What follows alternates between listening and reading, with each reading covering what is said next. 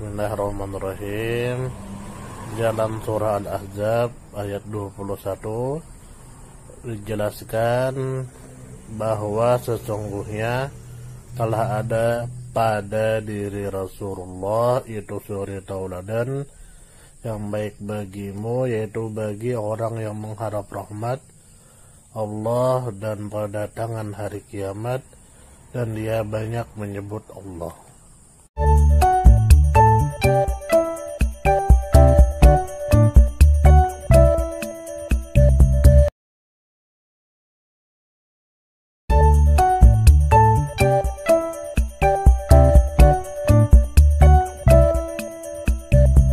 Bismillahirrahmanirrahim. Bertemu lagi dengan channel Menjelang Tidur. Di sini kita akan mengetahui informasi tentang Nabi Muhammad SAW. Semoga dengan informasi ini bisa menambah cinta kita kepada Nabi Muhammad, karena tidak mungkin kita cinta jika kita tidak mengenal beliau. Kita lanjut akan membaca buku terjemah Nurul Yakin. Walaupun buku terjemah, tapi semoga kita bisa ambil manfaatnya. Lanjut ke judul Berita Gembira Kitab Taurat mengenai Rasulullah SAW. Allah Subhanahu wa Ta'ala telah menurunkan kitab Taurat kepada Nabi Musa alaihissalam. Di dalamnya terkandung syariat-syariat yang sesuai dengan kondisi umat pada masa itu. Kemudian Allah menyebutkan pula di dalamnya tentang para nabi yang kelak akan diutusnya berdasarkan pengetahuannya. Di antara berita gembira yang disebutkan dalam kitab Taurat ialah berita tentang kedatangan Rasul kita yang mulia yang ditujukan kepada Nabi Musa alaihissalam. Berita gembira tersebut berbunyi sebagai berikut. Kelak aku akan menjadikan di antara mereka seorang nabi, seperti engkau dari kalangan saudara-saudara mereka. Dan aku akan menjadikan kalamku, firmanku melalui mulutnya. Kemudian ia berbicara kepada mereka tentang segala sesuatu yang aku perintahkan. Barang siapa tidak menaati sabdanya yang dikatakannya atas namaku, maka akulah yang akan menghukumnya. Adapun mengenai nabi yang berani lancang berbuat takabur dan berkata atas namaku, padahal aku tidak menyuruhnya, atau ia berkata atas nama Tuhan lain, maka hendaknya ia dibunuh. Bila engkau ingin membedakan nabi yang benar dan nabi yang palsu, berikut ini adalah petandanya untuk engkau ingat, yaitu bahwa apa yang dikatakan oleh Nabi atas nama Rob, sedangkan Rob tidak mengatakannya, dan ia hanya semata-mata berdusta dengan maksud ingin mengagungkan dirinya. Engkau tidak usah takut terhadapnya. Yahuda berkata bahwa subjek berita gembira ini adalah Yosua bin Nun, pengganti Nabi Musa alaihissalam. Padahal mereka masih tetap menunggu-nunggu seorang nabi lain sewaktu mereka berada di masa Al-Masih, selain Al-Masih itu sendiri. Mereka mengirimkan utusan kepada Yahya, Yohanes, si pembaptis, untuk menanyakan tentang kedudukan dirinya. Untuk itu mereka mengatakan, apakah engkau Elia? Yahya menjawab, bukan. Lalu mereka bertanya lagi, apakah engkau Al-Masih? Yohanes menjawab, bukan. Mereka bertanya kembali, apakah engkau seorang nabi? Yohanes menjawab, bukan. Lalu mereka berkata, mengapa engkau membaptis jika memang engkau bukan Elia, bukan Al-Masih, dan bukan pula seorang nabi? Kesaksian ini menunjukkan bahwa kitab Taurat menyatakan berita gembira tentang Elia, Al-Masih, dan seorang nabi lainnya yang masih belum datang hingga zaman Nabi Isa alaihissalam. Selanjutnya, kitab Taurat pun mengatakan tentang sifat dan ciri khas Nabi Muhammad SAW, bahwa dia seperti Musa. Telah dinaskan pula pada akhir kitab Ulangan bahwa tidak akan ada seorang nabi lagi yang seperti Nabi Musa di kalangan Bani Israel. Telah disebutkan pula di dalamnya Berita gembira yang menyatakan bahwa Nabi yang berdusta atas nama Allah dibunuh. Hal ini mirip dengan apa yang dikatakan oleh Al-Quran melalui firman-Nya, A'udzubillahi minasyaitonirrajim, walau taqawwala alaina ba'dal aqawil la akhadna minhu bil yamin thumma laqata'na minhul watin. Seandainya Muhammad mengada-ngadakan sebagian perkataan atas nama kami, nescaya benar-benar kami pegang dia pada tangan kanannya. Kemudian benar-benar kami potong urat tali jantungnya. Quran Surah 69 Al-Haqqah ayat 44 sampai 46. Nabi kita tinggal bersama musuh-musuh bebuyutannya dari kalangan kaum musyrikin dan orang-orang Yahudi selama 23 tahun sambil merayu mereka untuk beribadah kepada Allah. Sekalipun demikian, Allah memelihara Nabi Muhammad dari gangguan mereka. Untuk menenangkan hatinya, Allah Subhanahu wa taala menurunkan firman-Nya, "Wallahu ya'simuka minan nas." Allah memelihara kamu dari gangguan manusia. Quran Surah Al-Maidah ayat 67. Apakah terhadap hal tersebut Allah tidak mampu melakukannya?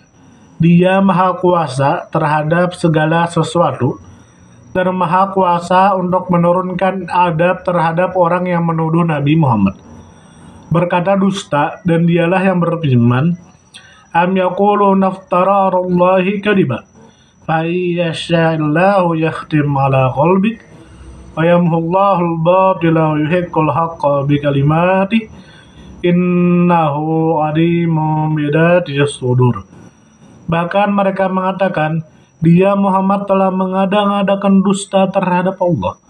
Maka jika Allah menghendaki, niscaya dia mengunci mati hatimu, dan Allah menghapuskan yang batil, dan membenarkannya hak dengan kalimat-kalimatnya.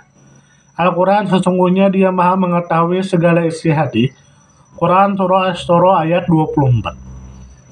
Berita gembira tersebut telah memberikan informasi kepada kita semua tentang tanda-tanda yang dengan melaluinya kita dapat membedakan nabi yang benar dan nabi yang dusta, yaitu melalui ramalannya yang tepat terhadap apa yang akan terjadi di kemudian hari. Memang Nabi Muhammad SAW banyak memberikan hal yang akan terjadi di kemudian hari. Kemudian ternyata kejadiannya sesuai dengan apa yang telah dikatakannya.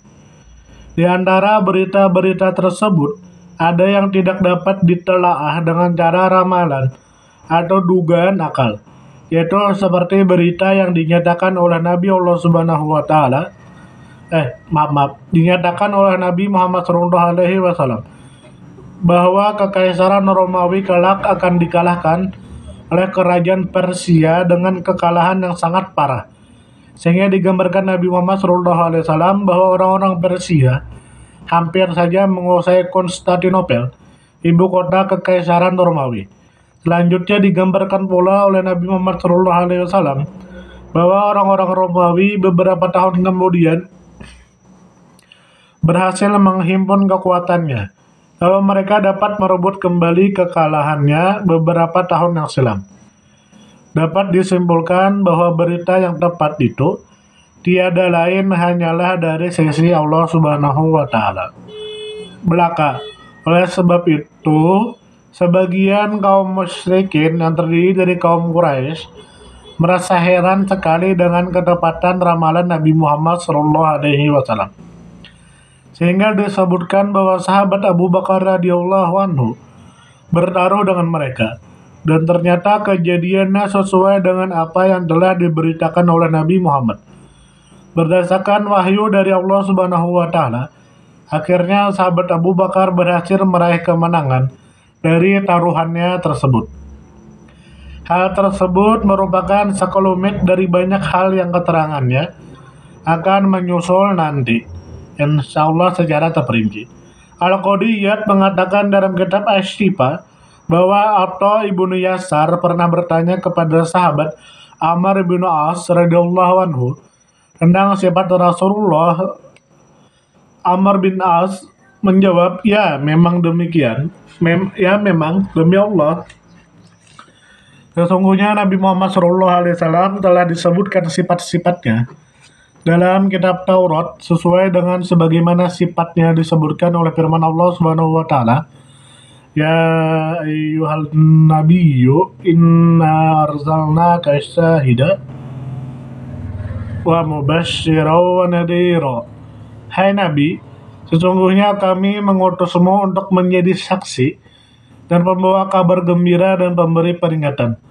Quran Surah Al-Ahzab ayat 45. Berita dalam kitab Taurat tersebut mengatakan, demi memelihara kaum yang ummi, buta huruf, engkau adalah hamba Rasulku. Maka engkau al-mutawakkil, orang yang bertawakal, orang yang tidak keras, tidak berhati kasar, dan tidak bersuara gaduh di pasar-pasar. Dia tidak menolak keburukan dengan keburukan yang lain, tetapi dia pemaaf dan pengampun.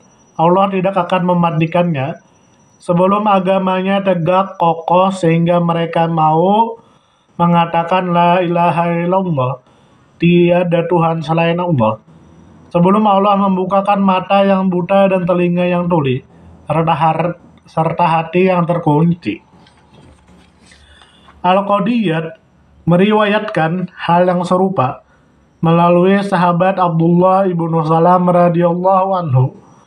Dahulu Abdullah ibnu Salam adalah pemimpin orang Yahudi, tetapi ia tidak menghiraukan kedudukannya itu, dan dengan sukarela ia masuk agama yang lurus, yaitu agama Islam.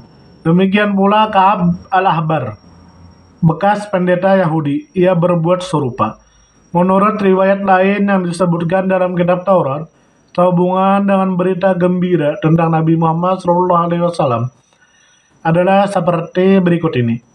Tidak pernah mengeluarkan perkataan keras, sekalipun di pasar-pasar, dan tidak pula pernah mengatakan hal-hal yang tidak senonoh. Aku selalu membimbingnya kepada setiap perbuatan yang baik. Aku memberinya semua akhlak yang mulia. Aku jadikan ketenangan sebagai pakaiannya, kebajikan sebagai lambangnya, takwa sebagai perasaannya, kebijaksanaan sebagai perkataannya, jujur dan menepati janji sebagai wataknya, pemaaf dan berbuat yang ma'ruf sebagai akhlaknya, adil sebagai perjalanan hidupnya, perkara yang hak sebagai syariatnya, hidayah sebagai imannya, Islam sebagai agamanya, dan Ahmad sebagai namanya. Aku memberinya hidayah sesudah tersesat, aku mengajarinya sesudah bodoh, aku mengangkat sebutannya sesudah ia tidak dikenal. Aku meninggikan derajatnya sesudah ia tidak dianggap. Aku memperbanyak pengikutnya sesudah sedikit. Aku membuat dia berkecukupan sesudah ia miskin. Aku mempersatukan dengannya sesudah berpecah belah. Aku merukunkan hati-hati yang bertentangan melaluinya, kecenderungan yang berbeda-beda, dan bangsa yang bermacam-macam. Dan aku menjadikan umatnya sebagai umat yang paling baik di antara umat manusia. Nabi Musa alaihissalam memberitakan tentang sifat Nabi Muhammad SAW dalam kitab Taurat. Musa menurunkan firman Allah Subhanahu wa taala sebagai berikut. Dia adalah orang yang jujur lagi percaya. Hambaku yang bernama Ahmad adalah pilihanku. Tempat kelahirannya di Mekah yang bernama Ahmad adalah pilihanku. Tempat kelahirannya di Mekah dan tempat hijrahnya adalah Madinah atau Thayyiban, dan umatnya adalah orang-orang yang selalu memuji kepada Allah setiap saat. Sampai sini, semoga kita bertemu lagi di pertemuan berikutnya dengan judul Berita Injil tentang kedatangannya. Sampai di sini, semoga bisa kita ambil manfaat dan semoga bisa menambah kecintaan kita dengan Nabi Muhammad SAW. Sampai bertemu lagi. Wassalamualaikum warahmatullahi wabarakatuh.